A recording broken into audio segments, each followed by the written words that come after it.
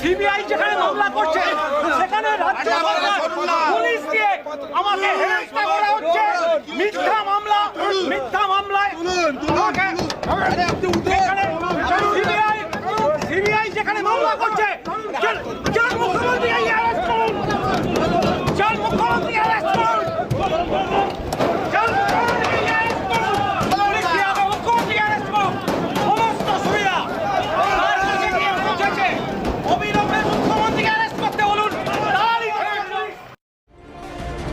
এবারই প্রথম নয়, সারদাকাণ্ডে এর আগেও মমতা বন্দ্যোপাধ্যায়ের দিকে অভিযোগের আঙুল তুলেছেন কুণাল ঘোষ। সারদা মিডিয়ার প্রত্যক্ষ এবং পরোক্ষ সুবিধা যদি সবথেকে বেশি কারোর কাছে পৌঁছে থাকে তাহলে তার নাম মমতা বন্দ্যোপাধ্যায়। এমনকি মুখ্যমন্ত্রীকে মুখোমুখি বসিয়ে জেরারও চ্যালেঞ্জ জানিয়েছেন কুণাল। নিজেকে বাঁচাতে সমর্থকদের রাস্তায় নামাচ্ছেন মুখ্যমন্ত্রী।